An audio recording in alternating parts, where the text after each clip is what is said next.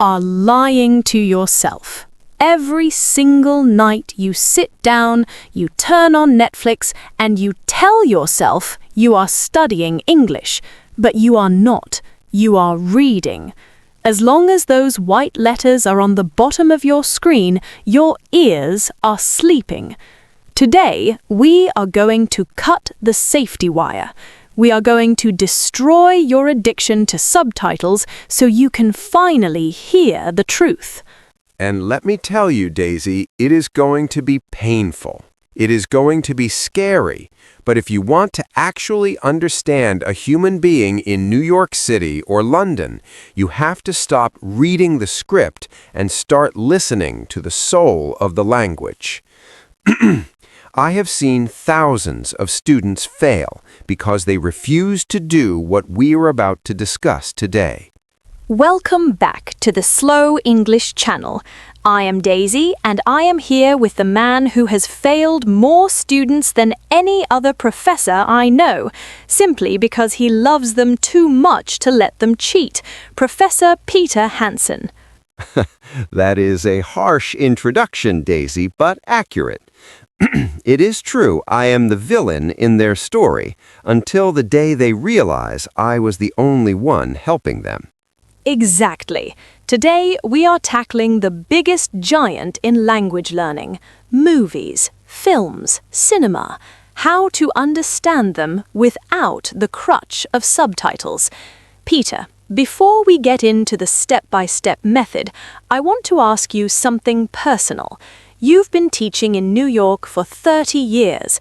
When you see a student who claims they watch American movies every day, but they still cannot understand you when you speak at normal speed, what is going on in their brain? It is a tragedy, Daisy. It really is. Let me paint a picture for you. Let me take you back to 1998. I was teaching a young man named Roberto. He was Italian, incredibly smart, sharp dresser, always wore these pristine Italian leather shoes. He had watched every single Al Pacino movie, every one. Godfather, Scarface, Scent of a Woman. He could quote them. He could recite the lines perfectly. So his vocabulary was excellent? His vocabulary was encyclopedic. But one day, I decided to run a little experiment. I invited the class to a real American diner on 3rd Avenue, not a tourist spot. A real greasy spoon diner where the waitresses talk fast and the plates clatter. We sat down, the waitress walked over, chewing gum, looking tired, and she mumbled, "What do you want?" What do you want? Exactly. She did not say, "What do you want?" She said, "What do you want?" One sound, one flow. And Roberto, my star student who had watched 1,000 hours of movies, he froze. He looked at me in total panic. He started sweating. He looked for the subtitles, Daisy. He actually looked down at the table as if the words would appear on the tablecloth. He could not process the sound because he had spent 10 years training his eyes, not his ears. That is such a powerful image, looking for subtitles on the tablecloth. I want to pause there for a second, Peter. I want to break this down for our listeners, because you used a phrase there that is very important. You called subtitles a crutch. Yes. For those listening, a crutch is usually a medical tool. It's a wooden or metal stick you put under your arm to help you walk when you have a broken leg. If you break your leg, you need a crutch. But Peter, what happens if you use a crutch when your leg is actually healthy? Your muscles atrophy. They get weak. If you never walk on your own 2 feet, your legs forget how to support you.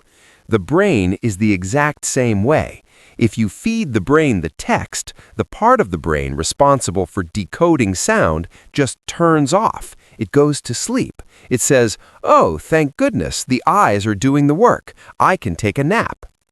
The lazy brain. The incredibly lazy brain. And this is why Roberto failed in the diner. He didn't have the reading input, so his listening input was basically an infant. It was undeveloped. So the first step to understanding movies without subtitles is psychological. You have to accept that you are going to feel blind, or rather, deaf. You have to embrace the chaos. Let me tell you another story, a more recent one. I had a student from Japan. Her name was Keiko.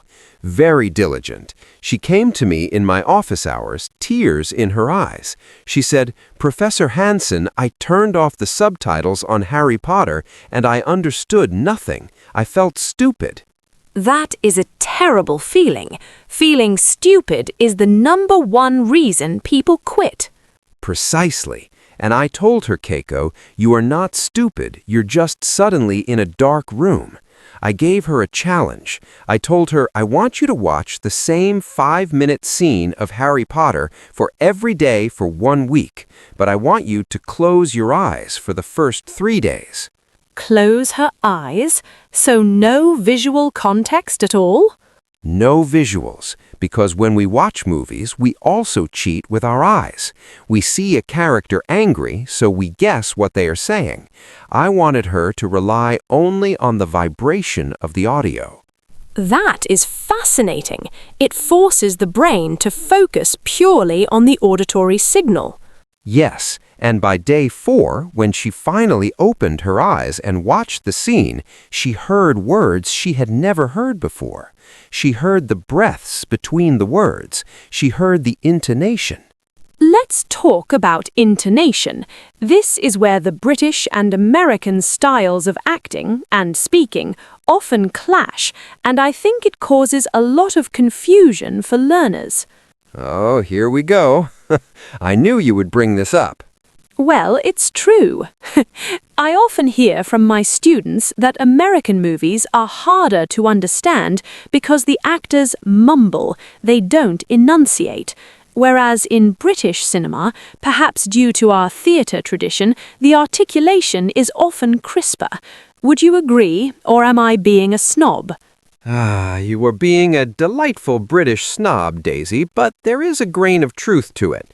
However, I would argue it's not about bad speaking, it's about realistic speaking. American cinema, especially since the 1950s, has been dominated by method acting. Think of Marlon Brando, Robert De Niro, Al Pacino. The mumblers. The realists.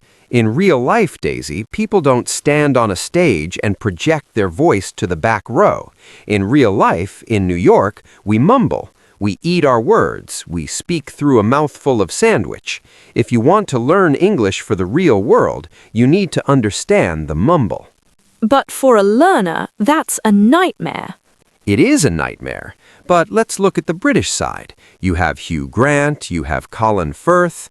They speak beautifully. Oh, hello, I was just wondering if perhaps you might have the time. It's lovely.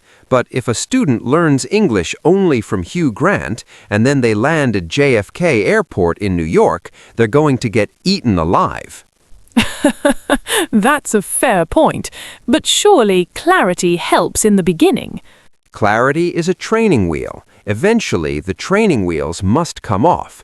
Let's debate a specific example. Let's take the word water. Water. W-A-T-E-R. In your lovely London accent, how do you say it in a movie scene? Let's say you're dying of thirst in the desert. I would say water. A clean T. Water. Right. Water. The T is sharp. The R at the end is soft or non-existent. Now, in an American action movie, Bruce Willis is dying in the desert. He doesn't say water, he says water. Wadder. It sounds like a D. It's a flap D, and he hits the R hard. Water. If a student is looking for the sound T, they will miss it. They need to be looking for the context, the emotion, and the flow. This brings me to a very practical drill I want to try with you, Peter. I want to show our listeners how tone changes meaning, even more than the words themselves, because in movies, half the message is the emotion. I love this. Let's do it. Okay, I'm going to give you a very simple phrase. The phrase is, I did not know that. 5 words.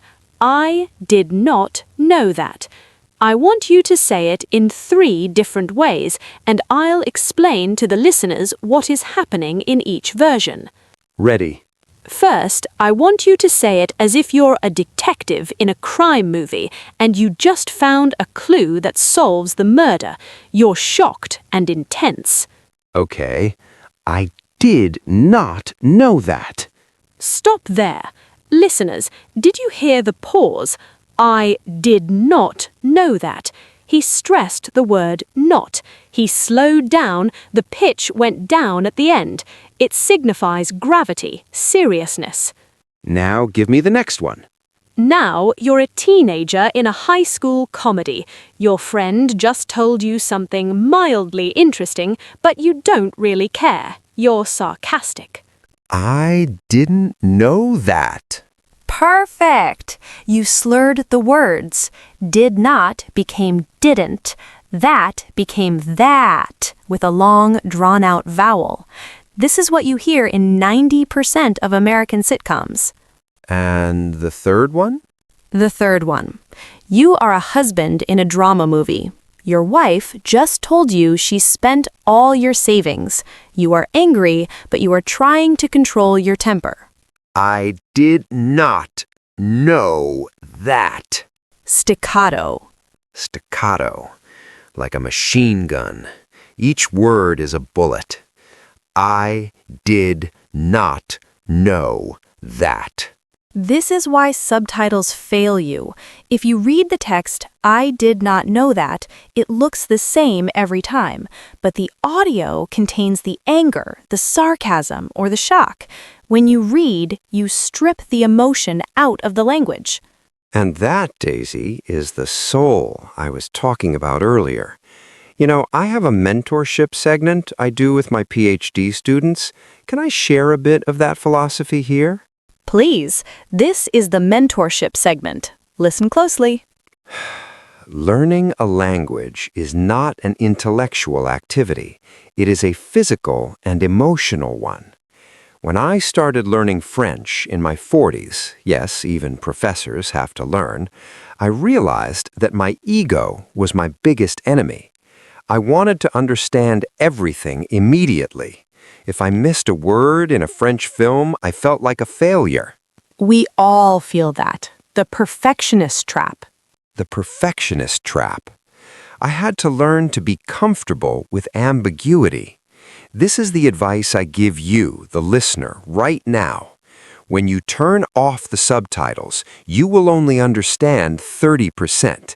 That is okay. That is not failure. That is the starting line. 30% is enough to follow the story? Usually, yes. You see the guy has a gun. You see the woman is crying. You know it is a sad scene. Your brain will fill in the gaps. There's a concept in psychology called gestalt.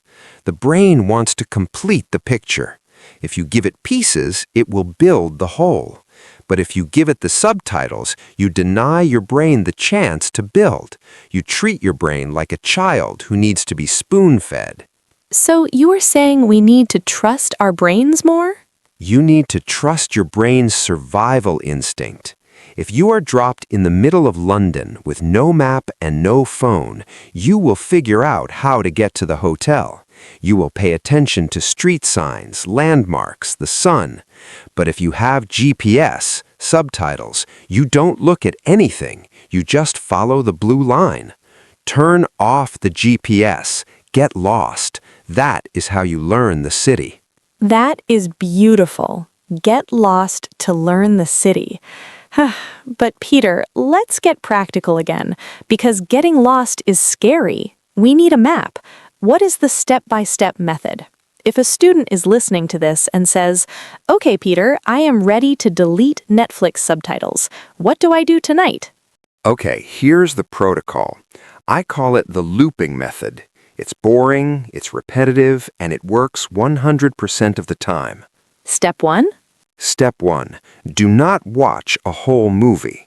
A whole movie is 2 hours. That's too much cognitive load.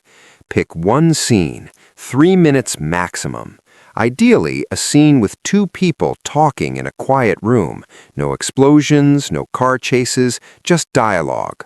Okay, 3 minutes. Dialogue heavy. Step 2. Watch it once with subtitles. Yes, I said it. Watch it with subtitles first, just once, to understand the context. Okay, they're arguing about money. Got it. Wait, isn't that cheating? It's priming the pump. You're giving your brain the roadmap. But then, step 3 is where the work begins. You turn the subtitles off, and you watch that same 3-minute scene. And you struggle. You struggle. You listen. You try to catch the words you just read. Step 4, you do it again and again. You loop that 3-minute scene 10 times. 10 times? That sounds exhausting. It is. By the 5th time, you're not thinking about the plot. You're hearing the sounds. You start to notice how the actor links words together. You notice that "what are you doing" sounds like "what you doing." You start to hear the music of the language. And step 5 is... Step 5 is shadowing. We've talked about this before, but it's crucial here. On the 10th loop, you try to speak with the actor at the exact same speed with the exact same emotion. So if they scream, you scream. If they whisper, you whisper. If they cry, you cry. You have to become the actor. This connects the auditory cortex to the motor cortex. Your mouth learns what your ears are hearing. This reminds me of how musicians learn. They don't just read sheet music. They play the scales over and over until their fingers remember. Exactly. English is music. It has rhythm, pitch, tempo. If you can't sing the song, you can't speak the language. I want to go back to the British versus American debate for a moment regarding this looping method. Do you think it's easier to start with British movies or American movies? Oh, you're trying to trap me again. Maybe a little. Honestly, I think British movies, specifically period dramas like Downton Abbey or The King's Speech, are easier for beginners. Really? Why? Because the social class depicted in those movies values clear enunciation. They speak slower, they pause more. I, beg, your, pardon. There's space between the words. American movies, especially modern ones, are often about speed and efficiency. Gotta go, see ya, bye. It's a blur. So start with the Queen, graduate to the cowboy? Start with the Queen, graduate to the New York taxi driver. That's the progression. I have a question about slang, Peter. Movies are full of it, and subtitles often translate the meaning of the slang, not the literal words. This causes so much confusion. Oh, the slang trap. For example, I was watching an American heist movie recently, and the guy said, "Put the junk in the trunk." Classic. Now, in British English, junk means rubbish or trash, and trunk is the main body of a tree. So if I translate literally, he's putting rubbish into a tree, but in the movie, he was putting stolen money into the back of a car. Right. American trunk is British boot, and junk in that context was slang for specific stolen goods or equipment. If you are reading subtitles in your native language, it would just say, "Put the money in the car." You would never learn the word trunk or junk. Exactly. Subtitles are often interpretations, not transcriptions. They simplify, they sanitize. If you rely on them, you're learning the translator's version of English, not the character's English. I want to share a personal story here, Peter. When I was learning French, because, like you, I also struggle, I used to watch French news instead of movies. I found it easier. Is that a good strategy? News is safe. The anchors speak in a standard dialect. They're trained to be clear. It's good for vocabulary, yes, but it's bad for emotional intelligence. Nobody in the real world talks like a news anchor. If you speak like a BBC newsreader in a pub in London, people will think you're a robot or a snob. Greetings, fellow humans. I would like 1 pint of your fermented liquid. Exactly. Movies give you the messy, dirty, real language. They teach you how to interrupt people. They teach you how to hesitate. Hesitation, that's huge. The ums, the ahs, the you know. These are filler words, but they're the glue of fluency. Subtitles almost always delete them. True. You never see in the subtitles. But you need to hear them, because tells you the speaker is thinking. It tells you it's your turn to wait. If you don't hear the you might interrupt too early. Peter, I want to do another mentorship segment here. We have listeners who are perhaps older, maybe in their 50s or 60s. They feel like their hearing just isn't what it used to be. They say, Peter, my ears are old. I need the subtitles because I physically can't catch the fast sounds. What do you say to them? I have a soft spot for my older students. I'm 54. I understand the feeling of slowing down. But I tell them this, your ears are likely fine. Your processing speed has just become rigid. Rigid? When we are young, our brains are plastic, flexible. As we age, we create deep grooves, deep habits. If you have spent 50 years listening to Spanish or German, your brain has built a highway for those sounds. English sounds are like a dirt road. It takes more effort to drive on them. So it's not a hearing problem, it's a habit problem. It's a habit problem, and the only way to break a habit is through intensity. For my older students, I recommend passive immersion along with the active study. Explain passive immersion. Put the radio on, put a movie on, and walk away. Cook dinner. Clean the house. Let the English sounds just float in the air. Do not try to understand them. Just let the rhythm enter your subconscious. Like background radiation? Yes, you need to marinate your brain in the frequency of English. If you only listen for 30 minutes a day during study time, it is not enough. You need to surround yourself. I love the idea of marinating the brain. It sounds like a strange recipe. A delicious recipe for success. Peter, let's talk about the golden window of frustration. You mentioned earlier that when you turn off subtitles, you want to quit. How long does that last? Is there a timeline? That is the million-dollar question. In my experience, the withdrawal phase, because it is an addiction, lasts about 2 to 3 weeks.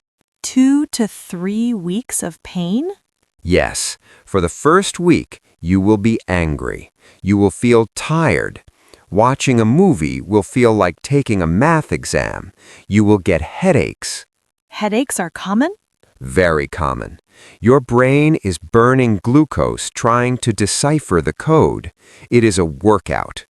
But around the third week, something magical happens. The pop. The pop? The pop. Suddenly, you stop translating. You stop trying to catch every word, and you just understand. You hear a sentence and you know the meaning without knowing exactly which words were used. That is the holy grail, thinking in English. It is, and you can only get there if you survive the 3 weeks of pain. Most people quit on day 4. They turn the subtitles back on and they stay intermediate forever. Intermediate purgatory. A comfortable, warm place where dreams go to die. Sorry, that was dark, but it's true. No, we need the darkness, Peter. We need the truth. I want to try one more drill before we start wrapping up. This one is about linking, because subtitles show words with spaces. Put it away. 3 words. But the ear hears put it away. 1 word. Put it away. I want to give you 3 phrases that are notorious for linking. I want you to say them the subtitle way, robot, and then the movie way, natural. Okay, hit me. Phrase 1. What are you going to do? Subtitle way. What are you going to do? Very distinct. Movie way. What you gonna do? What you gonna do? The what are you becomes whatcha. Going to becomes gonna. And notice the rhythm. Da-da-da-da-da. What you gonna do? Phrase 2. I have got to go. I have got to go. I gotta go. 3 syllables, from 5 words down to 3 syllables. Sometimes even shorter. In New York, gotta go. 2 syllables. We drop the I. That is efficient. Okay, phrase 3. Did you eat yet? Did you eat yet? Jeetyet? Jeety? Yes, Jeetyet. Jeetyet. It sounds like a Russian name. Hello, I am Jeetyet. But it's just, did you eat yet, smashed together by a hurried American. If you're reading subtitles, you will never, ever be able to decode Jeetyet when you hear it in the street. Never. You'll be looking for did, you'll be looking for you, and they're gone. They melted. So the lesson here is subtitles lie about the boundaries of words. They show walls where there are none. They show bricks. Speech is water. You cannot build a wall out of water. That's profound. Peter, as we approach the end of this session, I want to address the rewind button. Is it a friend or an enemy? It's a dangerous friend, like a friend who buys you too many drinks. A little bit is fun, too much is a problem. Explain. If you rewind every time you miss a word, a 2-hour movie takes 5 hours. You lose the flow. You lose the joy. You turn art into homework. So when should we rewind? Only during your looping practice sessions. If you're watching a movie for pleasure, let it go. If you miss a line, let it go. Assume it wasn't important. That requires a lot of confidence. It requires the gist mentality. Do I get the gist? Do I get the main idea? Yes? Keep moving. If you stop the movie every 30 seconds, you kill the emotion. And remember, emotion is what helps memory. If you're bored or frustrated, you won't remember the vocabulary anyway. So separate study time from movie time. Exactly. Study time is the looping method, intense, 10 minutes, subtitles off, rewind, focus. Movie time is popcorn, relax, no subtitles, let the English wash over you. Do not mix them. That's very clear advice. Now, Peter, I want you to give a final pep talk to our listener. Imagine they're sitting there, remote in hand, finger hovering over the subtitle button. They're scared to turn it off. Talk to them. Listen to me. You have spent years studying grammar. You have spent years memorizing flashcards. You know the rules. You're ready. But you're hiding behind the text because you're afraid of the messiness of real life. You're afraid of not being perfect. But here's the truth. The subtitle is a cage. It keeps you safe, but it keeps you small. The moment you turn that off, the moment you allow yourself to be confused, is the moment you start to become truly fluent. Trust your ears. They're millions of years old. They know how to decode sound. Give them a chance. Turn off the text. Close your eyes if you have to. And just listen. Just listen. The world is waiting for you to hear it. That gave me chills, Peter. Thank you. You're welcome, Daisy. It's the truth. Listeners, your challenge for this week is simple. Pick one movie you've already seen, one you know the story of. Watch it again. No subtitles. 100% naked audio. Naked audio. I like that. You know what I mean. And let us know in the comments how many minutes you survived before you panicked. If you survived 10 minutes, I'm proud of you. If you survived the whole movie, you're a hero. Thank you for joining us on the Slow English channel. Remember, fluency is not a race. It's a slow, steady climb. And we're climbing with you every step. See you in the next episode. Keep listening.